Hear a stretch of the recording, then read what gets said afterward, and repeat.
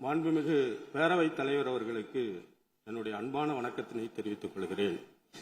இன்று பிறந்தநாள் விழா காணும் நம்முடைய தமிழக முதலமைச்சர் அவர்கள் நீடூடி வாழ்ந்து பல சாதனைகள் தமிழ்நாட்டிற்கு புரிய வேண்டும் என்று இந்திய கம்யூனிஸ்ட் கட்சியின் சார்பில் நாங்கள் மனதார வாழ்த்துகிறோம்.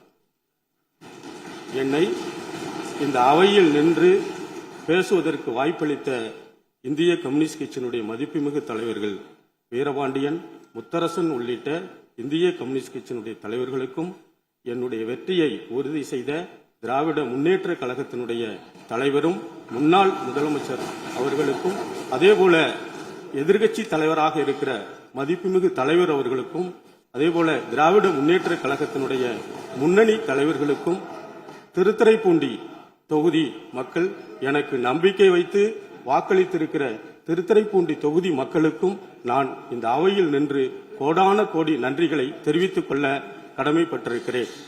நான் ஆளுநர் உரையை படித்து பார்த்தோம். இந்த ஆளுநர் உரையில் திராவிட நம்முடைய தமிழக வெற்றி கழகம் அளித்திருக்கிற தேர்தல் வாக்குறுதிகள் முழுவதுமாக நிறைவேற்றப்படும் என்று ஆளுநர் உரையில் மீண்டும் நிரூபித்திருப்பதை, உறுதிப்படுத்தியிருப்பதை இந்திய கம்யூனிஸ்ட் கட்சியின் சார்பில் நான் வரவேற்கிறேன். அதே நேரத்தில் தமிழ்நாட்டில் பன்னெடும் காலமாக நாம் கடைபிடித்து வந்து கொண்டிருக்கிற தமிழ், ஆங்கிலம் என்ற இருமொழி கொள்கைகளில் எந்த சமரசமும் இல்லாமல் அது முன்னெடுக்கப்படும் என்று அழுத்தமாக நம்முடைய ஆளுநர் உரையில் குறிப்பிட்டிருப்பதை இந்திய கம்யூனிஸ்ட் கட்சி பாராட்டுகிறது.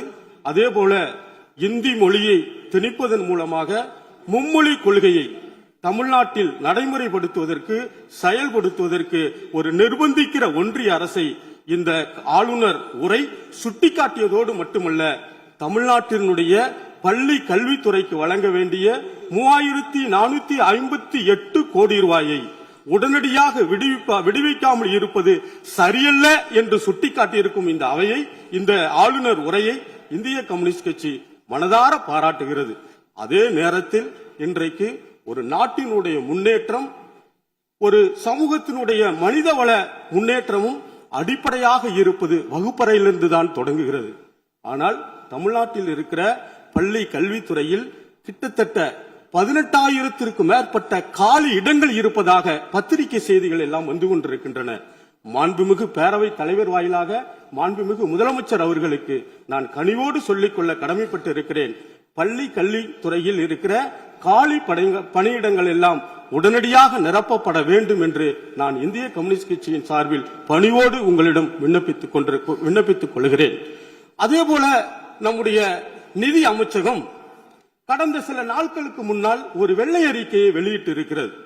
அந்த வெள்ளை அறிக்கையில் மிக சிறப்பாக சொல்லி இருக்கிறார்கள், நிதியினுடைய கசிவுகள் தடுக்கப்படும், நிதி வருவாய் அரசாங்கத்திற்கு பெருக்குவதற்கான எல்லா முயற்சிகளையும் வெளிப்படைத்தன்மையோடு செயல்படுத்தப்படும் என்று ஒரு நல்ல ஊழலற்ற ஒரு நேர்மையான ஆட்சியை நாங்கள் தருவோம் என்று இந்த ஆளுநர் உரையில் சொல்லியிருப்பதன் மூலம் இந்த ஆட்சி ஒரு நல்ல அணுகுமுறையை, ஒரு நல்ல தொடக்கத்தை தமிழ்நாட்டில் தொடங்கியிருக்கிறது என்ற அந்த ஆளுநர் உரையை இந்திய கம்யூனிஸ்ட் கட்சி உண்மையிலேயே பெருமிதத்தோடு பாராட்டிக் கொள்கிறது.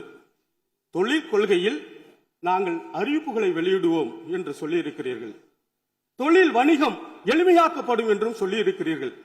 ஆனால் இந்த தொழில் கொள்கைகளுக்கு பின்னால் இருக்கிற வெறும் பில்லராக இருக்கிற இந்த தொழில் கட்டமைப்பையே உருவாக்குகிற தொழிலாளர்களுடைய நலன், தொழிலாளர்களுடைய சட்ட உரிமை, தொழிலாளர்களுடைய கண்ணியமான வாழ்க்கைக்கான ஊதியம், தொழிலாளர்களுடைய ஓய்வூதியம், எதை பற்றியுமே இந்த கவர்னர் உரை பேசாமல் கடந்து போயிருக்கிறது. மாண்புமிகு முதல்வர் அவர்களே, பேரவை தலைவர் அவர்களே, இந்த தொழிலாளர்கள் நலன் குறித்து நாம் கவலையோடு பரிசீலிக்க வேண்டி இருக்கிற கட்டாயம் இருக்கிறது. ஏனென்று சொன்னால் ஒன்றிய அரசு இன்றைக்கு தொழிலாளர்களுக்கு எதிராக 4 சட்டங்களை வடிவமைத்து நடைமுறைப்படுத்திக் கொண்டிருக்கிறார்கள். தமிழ்நாட்டிலும் அது நடைமுறைக்கு வந்துவிட்டால் நிச்சயமாக தொழிலாளர்களுடைய நலன் எதிர்காலம் இன்றைக்கு மிகப்பெரிய கேள்விக்குறியாகிவிடுமோ என்ற அச்சம் வந்திருக்கிறது. எனவே மாண்புமிகு பேரவை தலைவரின் வாயிலாக கவனம் பெற வேண்டும் என்பதற்காக இந்த கருத்தை நான் கூறிக்கொள்ள கடமைப்பட்டிருக்கிறேன். தூய்மை பணியாளர்கள் ஊரக வளர்ச்சியாக இருந்தாலும் சரி, நகர்ப்புற வளர்ச்சியாக நகர்ப்புறமாக இருந்தாலும் சரி, சமூகத்தின் ஒடுக்கப்பட்ட பகுதியில் இருந்து வேலை செய்கிறவர்கள், அன்றாடம் வாழ்க்கைக்காக வாழ்ந்து கொண்டிருக்கிறவர்கள், அவர்கள் எல்லாம் தனியாருக்கு விடப்படும் என்று பத்திரிகை செய்திகளை நாங்கள் பார்த்தோம். அவர்களுடைய உழைப்பு, அவர்களுக்கான வாழ்வியலை பெரும் முதலாளிகள் கையில் ஒப்படைத்து விடாதீர்கள். காரணம், இந்த அரசு மிக எளிய பின்னணியை கொண்ட அமைச்சர்கள் எல்லாம் இந்த அவையில் அலங்கரித்துக் கொண்டிருக்கிறார்கள். நாங்கள் பெருமையாக பார்க்கிறோம். அதுவும் மக்களுடைய பிரச்சனைகளை மக்களுடைய துணையோடு உறுதுணையோடு நாங்கள் நிறைவேற்றுவோம் என்று வெளிப்படை தன்மையோடு கூட இந்த அரசு ஆளுநர் உரையில் சொல்லிக் கொண்டிருக்கிறது. எனவே மக்களுக்கான அடிப்படையான பொருளாதார முன்னேற்றம், சமூக கட்டமைப்பில் மேம்பாடு செய்தல், இது அத்தனைக்கும் அடிப்படையானது உள்ளாட்சி தேர்தல். இந்த உள்ளாட்சி தேர்தல் கடந்த 2 ஆண்டுகளுக்கு மேலாக நடைபெறாமல், ஊரக வளர்ச்சியில் இந்த ஊரக உள்ளாட்சி துறையில் நடைபெறாமல் இருக்கிற காரணத்தினால் மக்களுக்கான பல அடிப்படை பணிகள் கொண்டு போய் சேர்ப்பதில் ஒரு பெரும் சிரமம் ஏற்பட்டிருக்கிறது. இன்றைக்கு என்னுடைய சொந்த தொகுதியிலேயே திருத்துறைப்பூண்டி தொகுதியில் மிக பெரும் பிரச்சனையாக உருவெடுத்திருப்பது குடிதண்ணீர் பிரச்சனை. வேதாரண்யம் கூட்டு குடிநீர் திட்டம், கொள்ளிடம் ஆற்றில் இருந்து தண்ணீர் எடுக்கப்பட்டு வேதாரண்யத்தை கொண்டு போகிற அந்த திட்டத்தை திருத்துறைப்பூண்டி தொகுதிக்கும் தனியாக வேண்டும் என்று அப்பொழுது முதலமைச்சராக இருந்த டாக்டர் கலைஞர் அவர்களுடைய ஆட்சி காலத்தில் திருத்துறைப்பூண்டி தொகுதிக்கு கொடுக்கப்பட்டது 30 ஆண்டுகளுக்கு முன்னால். ஆனால் இன்றைக்கு அந்த பகுதியில் குடிதண்ணீர் பிரச்சனை, அந்த தஞ்சாவூர் மாவட்டத்தில் இருக்கிற திருவைக்காவூர் என்ற இடத்திலிருந்தும் எடக்குடி என்ற இடத்திலிருந்தும் அந்த தண்ணீர் எடுக்கப்படுகிறது. அந்த தண்ணீரில் ஒரு போர்வெல் சுத்தமாக செயலிழந்து போயிருக்கிற காரணத்தினால் திருத்துறைப்பூண்டி தொகுதிக்கு முழுவதுமாக தண்ணீர் வரவில்லை, கொடுக்க முடியவில்லை. அன்றாடம் பெரும் சட்ட ஒழுங்கு பிரச்சனை இருக்கிறது. இங்கே மாவட்ட ஆட்சி தலைவரிடம் நான் நேரடியாக பலமுறை விவாதித்திருக்கிறேன். அதனுடைய குடிநீர் வழங்கல் துறை அதிகாரிகளிடம் நான் நேரடியாக பலமுறை சொல்லி இருக்கிறேன். இந்த குடிநீர் வழங்கல் துறையினுடைய நம்முடைய செயலாளர், முதன்மை செயலாளரை நான் சென்னையில் சந்தித்திருக்கிறேன். ஆனாலும் குடிநீர் பிரச்சனை எங்களுடைய திருத்துறைப்பூண்டி தொகுதியில் தீர்க்கப்படாமல் இருக்கிறது. நான் அதிகாரிகளை தொடர்பு கொண்டு கேட்டபோது அது தனியாரிடம் குடிநீர் வழங்குவதற்காக ஒப்பந்தங்கள் வழங்கப்பட்டு இருக்கிறதாக சொல்லுகிறார்கள். ஆனால் அந்த ஒப்பந்தக்காரர் குடிநீர் வழங்குவதில் மெத்தன போக்கடி இருக்கிறார் என்பதனை நான் இங்கே பதிவு செய்ய கடமைப்பட்டிருக்கிறேன்.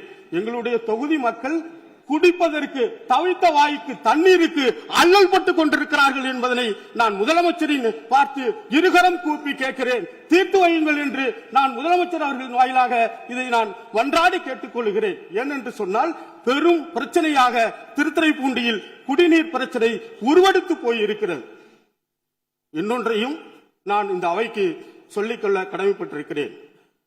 ஜூன் 12ஆம் தேதி எப்பொழுதும் போல் காவிரியில் தண்ணி மேட்டூர் அணை திறக்கப்பட்டு எங்களுடைய பகுதிகளுக்கு விவசாயம் பணி தொடங்கப்படும். ஆனால் இந்த ஆண்டு விவசாயத்திற்காக தண்ணீர் திறக்கப்படாத காரணத்தினால் விவசாயம் பொய்த்து போயிருக்கிறது. கூட்டுறவு கடனில் வாங்கிய கடன்கள் எல்லாம் இன்றைக்கு ஒரு மிகப்பெரிய அளவில் கடன் சுமை ஏறிக்கொண்டே இருக்கிறது. முதலமைச்சர் அவர்களும் நம்முடைய தமிழக வெற்றி கழகமும் நாங்கள் ஆட்சிக்கு வந்தால் 5 ஏக்கருக்கு உள்ளாக இருக்கிற சிறு குறு விவசாயிகளுடைய கடன்கள் முழுவதுமாக நாங்கள் தள்ளுபடி செய்வோம் என்று நம்முடைய தேர்தல் வாக்குறுதியிலேயே இருக்கிறது. ஆனால் நாம் தள்ளுபடி செய்திருக்கிறோம், பாராட்டுகிறோம். ஆனால் அந்த சிறு குறு விவசாயிகளுக்கான அளவீடு என்பது நிலத்தின் அளவீடு இல்லாமல் அது தொகையின் அளவீடாக இருக்கிறது. ஏராளமான விவசாயிகள் அதில் பலன் பெற முடியாமல் இருக்கிறார்கள். ஆட்சியை எதிர்பார்த்திருக்கிறார்கள். சட்டப்பேரவையில் முதலமைச்சர் அறிவிப்பார்கள் என்று மிகவும் ஏக்கத்தோடு இருக்கிறார்கள். அதை செய்து தருவார்கள் என்ற நம்பிக்கையோடு பயிர் கடன்கள் முழுவதுமாக தள்ளுபடி செய்வதற்கு இந்த ஆட்சி முயற்சி செய்யப்பட வேண்டும் என்று நான் பணிவோடு கேட்டுக்கொள்கிறேன். அதே போல எங்களுடைய பகுதிக்கு எங்களுடைய பகுதி திருத்துறைப்பூண்டி நம்முடைய கன்னியாகுமரி சென்னை தேசிய தொழில்தட சாலை மிகப்பெரிய அளவில் மன்னார்குடி வரை வந்திருக்கிறது. ஆனால் அந்த சாலை திருத்துறைப்பூண்டி வழியாக நமக்கு வேதாரண்யம் வரை செல்லுகிற போது அங்கே வரலாற்று சிறப்புமிக்க இடம் வேதாரண்யம். ராஜாஜி அவர்கள் உப்படுத்த வரலாறு உப்புக்கு வரி செலுத்திய போது காந்தியினுடைய அழைப்பை ஏற்று வரலாற்று சிறப்பு மிக்க வேதாரண்யத்தில் உப்பு எடுத்த இடம் வேதாரண்யத்தினுடைய வரலாற்று சிறப்பு மிக்க இடம். அதே போல வேதாரண்யத்தில் மிக சிறப்பாக மல்லிகை பூ உற்பத்தி செய்யப்படுகிறது. மீன் வளம் மிகப்பெரிய அளவில் இருக்கிறது. எனவே அந்த தொழில் வளத்தை பெருக்குவதற்கு நீங்கள் மன்னார்குடியோடு நிறுத்தி இருக்கிற அந்த கன்னியாகுமரி சென்னை தேசிய தொழில் தட சாலையை திருத்துறைப்பூண்டி வழியாக நீங்கள் நமக்கு வேதாரண்யம் வரை கொண்டு செல்லப்பட வேண்டும் என்று நான் பணிவோடு கேட்டுக்கொண்டு, எங்களுடைய தொகுதியில் வெள்ளக்குடி அரசு ஆரம்ப சுகாதார நிலையம் இருக்கிறது. அந்த ஆரம்ப சுகாதார நிலையம் கிட்டத்தட்ட 80 ஆண்டுகளுக்கு முன்னால் கட்டப்பட்ட அந்த ஆரம்ப சுகாதார நிலையம் இன்றைக்கு சிதிலம் அடைந்து கொட்டி போய்விட்டது. உடனடியாக நான் அந்த இடத்திற்கே சென்று மாவட்ட ஆட்சித்தலைவர், மாவட்ட சுகாதார அலுவலர் அவர்களை எல்லாம் சந்தித்து மாற்று இடத்திற்கு வைத்திருக்கிறோம். மாண்புமிகு அமைச்சர் அவர்களிடமும் நான் நேரடியாக வந்து மனு அளித்திருக்கிறேன்.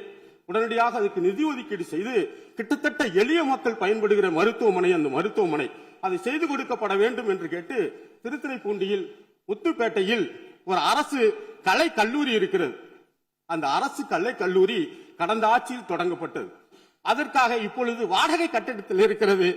மாண்புமிகு உயர்கல்வித்துறை அமைச்சர் அவர்களே எங்களுடைய மாவட்டத்திற்கு பொறுப்பு அமைச்சராக இருக்கிற காரணத்தினால் அந்த அரசு கலை கல்லூரிக்கு ஒரு புதிய கட்டுவதற்கான நிதியையும் ஒதுக்கீடு செய்யப்பட வேண்டும் என்று இந்த நேரத்தில் கேட்டுக்கொண்டு, எனக்கு பேசுவதற்கு வாய்ப்பளித்த உங்களுக்கு நான் மீண்டும் ஒரு முறை இந்திய கம்யூனிஸ்ட் கட்சியின் சார்பில் நன்றியை தெரிவித்து விடைபெறுகிறேன். நன்றி, வணக்கம்.